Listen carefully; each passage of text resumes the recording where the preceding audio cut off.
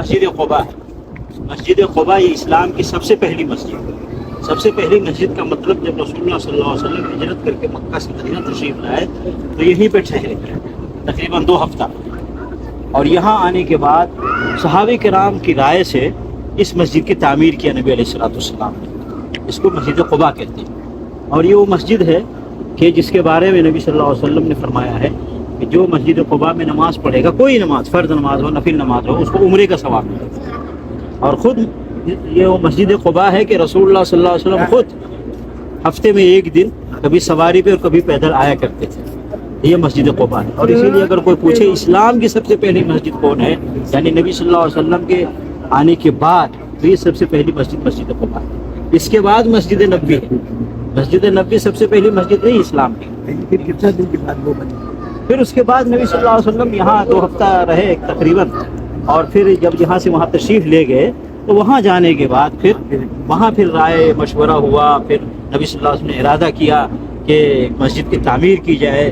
تو ایک زمین تھی 2 یا 3 بچوں کی، اس زمین کو خریدا، اور خرید کر ابو بکر صدیق رضی اللہ تعالیٰ عنہ نے زمین کا پیسہ ادا کیا، اور پھر وہاں پہ مسجد نبی کی تعمیر کی۔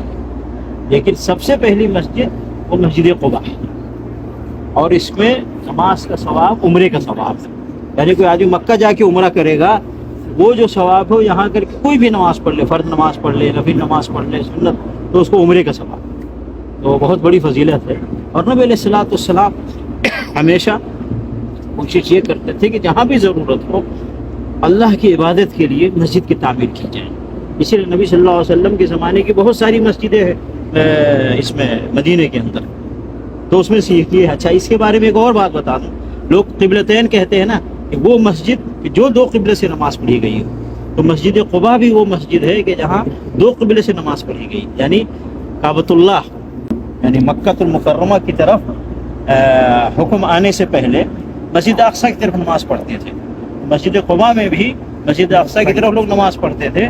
جب حکم آ گیا کہ اب مسجد حرام یعنی کعبۃ اللہ کی طرف رخ کرو، تو پھر صحابہ کرام نے اس طرف رخ کر دیا۔ تو بہر کے بھی مسجد قباء ہے جہاں ہم آج کھڑے ہیں، مدینہ الرسول صلی اللہ علیہ وسلم میں۔ اللہ تعالیٰ بار بار یہاں آ کر عبادت کی توفیق عطا فرمائے۔ یعنی مکہ المکرمہ کی طرف حکم آنے سے پہلے مسجد اقصیٰ کی طرف نماز پڑھتے تھے۔ مسجد قباء میں بھی مسجد اقصیٰ کی طرف لوگ نماز پڑھتے تھے۔